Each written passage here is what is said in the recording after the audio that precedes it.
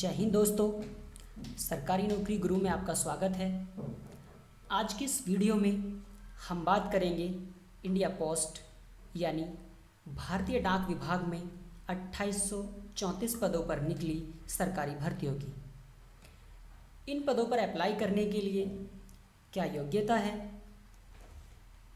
आयु सीमा क्या है, आवेदन की तिथियां क्या क्या हैं, एग्ज़ामिनेशन फ़ीस क्या है और चयन प्रक्रिया क्या है। ये जानने से पहले अगर आप नए हैं और आपने हमारा चैनल अभी तक सब्सक्राइब नहीं किया है तो पहले आप हमारा चैनल सब्सक्राइब कर लें।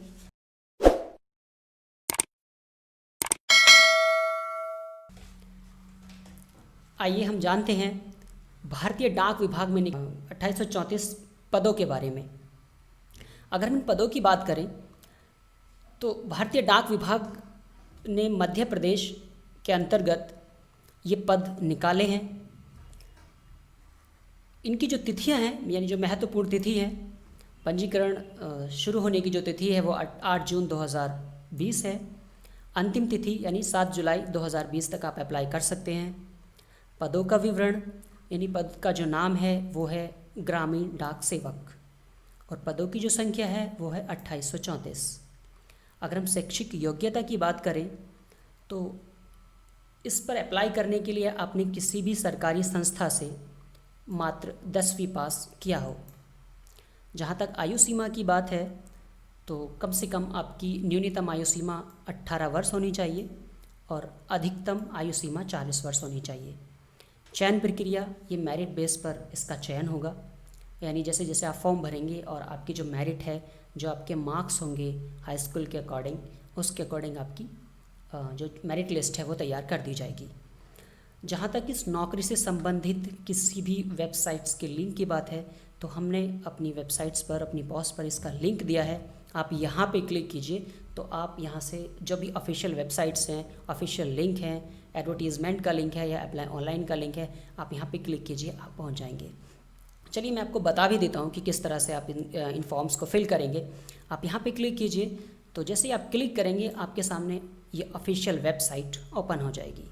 यहाँ पर आप देख सकते हैं मध्य प्रदेश लिखा है यहाँ पर और 2834 पदों पर भर्तियाँ हैं। अगर आप इसका नोटिफिकेशन पढ़ना चाहते हैं तो आप यहीं पर क्लिक कीजिए।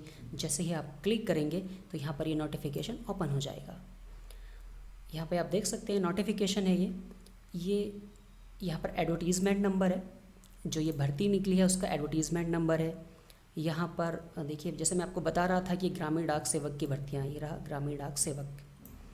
जॉब प्रोफाइल, ये पूरी जॉब प्रोफाइल दे दी है, किस किस तरह से यानी क्या जॉब प्रोफाइल आपका क्या क्या वर्क होगा, इसके रिगार्डिंग ये चीज़ें दी हैं इन्होंने। डाक सेवक की ये भर्तियाँ हैं। देखिए जैसे जैसे आप स्क्रॉल करेंगे तो आप इसके बारे में जानकारी पढ़ सकते हैं। बिल्कुल यहाँ पे डिटेल में आपको जानकारी मिलेगी। एलिजिबिलिटी, एलिजिबिलिटी, एज क्राइटेरिया की अगर बात करें तो मैं आपको पहले भी बता रहा था कि इसके लिए न्यूनतम एज 18 वर्ष है और अधिकतम एज 40 वर्ष है, यानी आपकी उम्र जो है वो 18 से 40 वर्ष के बीच होनी चाहिए। और जो आपकी मैक्सिमम एज जो उसके लिए फिक्स डेट है, यानी आपने 8/6/2020 तक अपनी 40 वर्ष उम्र की सीमा पूरी कर ली हो। इसके अलावा यहाँ पर एज रिलैक्सेशन भी है, यानी अगर आप किसी अदर कम्युनिटी को बिलोंग करते हैं, सपोज आपकी कैटेगरी SC या ST यानी शेड्यूल कास्ट या शेड्यूल ट्राइब है तो आपको 5 साल का एज रिलैक्सेशन है। और अगर आप अदर बैकवर्ड क्लासेस यानी अगर आप OBC से हैं तो आपको 3 साल की छूट है। इसके अलावा अगर आप पर्सन विद डिसेबिलिटीज़ यानी आप डिसेबिलिटीज़ को बिलोंग करते हैं यानी आप विकलांग हैं तो उसके लिए आपको 10 साल की छूट होगी एज में, यानी 40 है तो 50 साल तक आप अप्लाई कर सकते हैं। इसके अलावा अगर आप देखिए एक और चीज़ है यहाँ पर, अगर आप PWD यानी अगर आप डिसेबल हैं और इसके साथ साथ आप OBC हैं तो आपको 13 साल की छूट है। और अगर आप डिसेबल भी हैं और आप SC या ST हैं तो आपको 15 साल की छूट होगी। मैं और स्क्रॉल करता हूँ इसको तो आप जैसे जैसे देखेंगे आगे और जानकारी मिलेंगी। एजुकेशन क्वालिफ़िकेशन वही है, आपने किसी भी सरकारी संस्था से कम 10वीं उत्तीर्ण की हो। इस तरह से आप जैसे जैसे इसे स्क्रॉल करेंगे, मैं इसे और स्क्रॉल कर लेता हूँ तो आपको डिटेल में पढ़ने के लिए चीज़ें मिलेंगी। जो जो आपको डिटेल में जानना है वो आप यहाँ से जान सकते हैं, पढ़ सकते हैं इसके बारे में। देखिए अगर आप यहाँ देखेंगे तो यहाँ पे पूरा का पूरा दिया हुआ है ये दिया यहाँ पर डेट दे दी है, ऑल पोस्ट वही है, यानी आप 8/6/2020 से अप्लाई की डेट दी थी है, जो डेट है वो स्टार्ट है, यानी आप 8 जून से इसे भरने फिल जो फॉर्म्स है उनको भरना फिल शुरू कर सकते हैं, और इसे 7/7/2020 यानी 7 जुलाई 2020 तक इन्हें फिल कर सकते हैं। इसके अलावा यहाँ पे डिपार्टमेंटल है, यानी किस किस डिवीज़न में, देखिए लिखा है यहाँ पर डिवीज़न, और जैसे डिवीज़न लिखा है भोपाल, तो फिर यानी डिवीज़न भोपाल है, और उसका जो एच जो है कहाँ कहाँ पर कितनी भर्तियाँ निकली हैं, इससे संबंधित सारी चीज़ें आप पढ़ लीजिएगा डिटेल में अगर आपको जानना है। ये सारी की सारी भर्तियाँ हैं, कितनी कितनी रिक्रूट है। अगर मैं इसके लास्ट में जाऊँ तो लास्ट में आप देखेंगे कि थोड़ा सा ऊपर चलते हैं, ये यहाँ पे लिखा कम्युनिटी वाइज कंसोलेशंस ऑफ पोस्ट, यानी ये कम्युनिटी लिखी हुई है, यहाँ पे नंबर ऑफ पोस्ट हैं। अगर आप EW हैं, EWS हैं, तो आपके लिए 292 पद रिक्त है, यानी जो रिज़र्व सीटें होती हैं ये वो हैं। अगर आप OBC हैं तो आपके लिए 296 सीटें रिज़र्व हैं। अगर आप PWD A कैटेगरी के हैं तो आपके लिए 33 सीटें रिज़र्व हैं। आप PWD B हैं तो 30 यानी 30 पोस्ट आपके लिए रिज़र्व हैं। अगर आप PWD C हैं तो आपके लिए 29 पोस्ट रिज़र्व हैं। अगर आप PWD DE हैं तो आपके लिए 21 यानी 21 पोस्ट रिज़र्व हैं। और अगर आप SC हैं तो 428 पोस्ट रिज़र्व हैं आपके लिए। और अगर आप ST हैं तो आपके लिए 566 पोस्ट रिज़र्व हैं। और इसके अलावा अगर आप UR हैं यानी सामान्य कैटेगरी को बिलोंग करते हैं, अनरिजर्व हैं, तो आपके लिए 1139, और जो टोटल पोस्ट हैं वो 2834 पद हैं। दोबारा हम लौट के आते हैं ऑफिशियल वेबसाइट पर।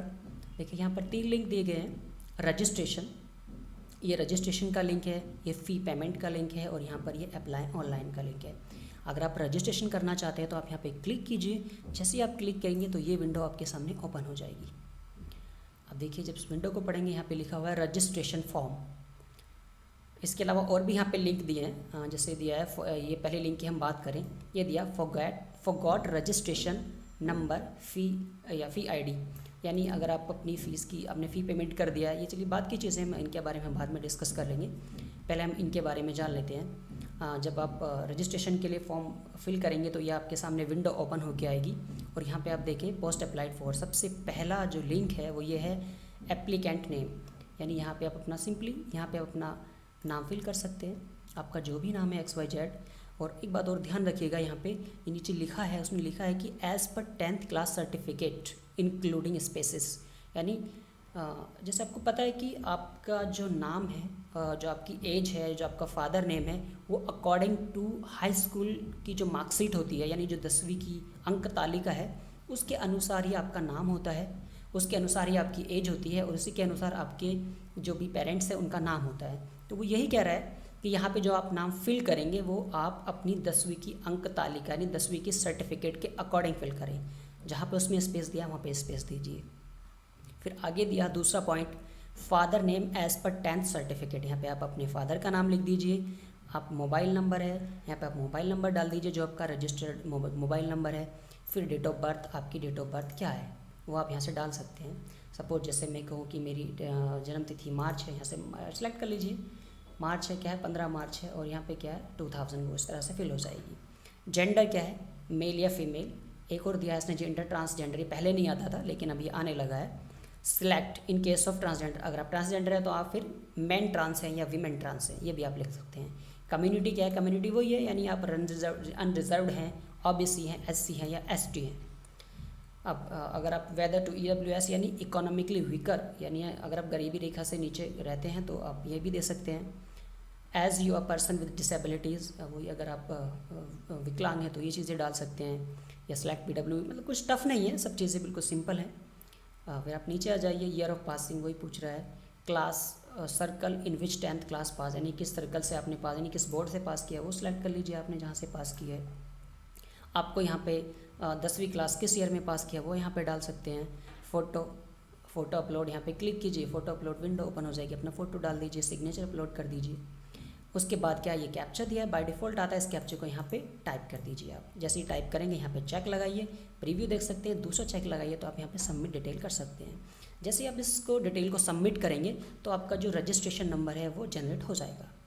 जब आपका रजिस्ट्रेशन नंबर जनरेट हो जाए तो आप दोबारा यहाँ पे आइए विंडो पे, फिर आप उसके बाद फ़ी पेमेंट यानी जो स्टेप सेकंड है आपका फ़ी पेमेंट है, आप यहाँ पे क्लिक कीजिए। जैसे ही आप क्लिक करेंगे आपके सामने ये फ़ी पेमेंट के लिए विंडो ओपन हो जाएगी। देखिए जैसे आपने क्लिक किया, मैंने क्लिक किया यहाँ पे, तो ये विंडो ओपन हो गया। एक पॉपअप वो कह रहा है fee once paid will not be refund. वो पहले कह रहा है कि अगर आपने एक बार फ़ी पे कर दी तो फिर वो रिफ़ंड नहीं होगी। आप यहाँ पे चेक लगाइए, अपना रजिस्ट्रेशन नंबर डालिए। आप जैसे ही डालेंगे आपका मोबाइल नंबर क्या है वो चीज़ें मांगने लगेगा, नेम क्या है, कम्युनिटी क्या है, अमाउंट कितनी है, यानी फ़ीस जो है वो 100 रुपीज़ है। इसकी जो फ़ीस है वो 100 रुपीज़ आप पे कर सकते हैं।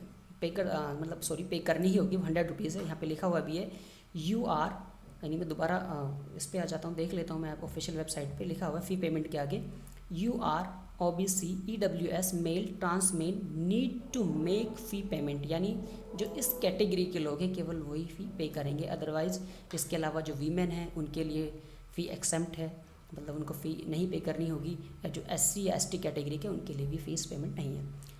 दोबारा चलते हैं हम फ़ीस पेमेंट वाली विंडो पर।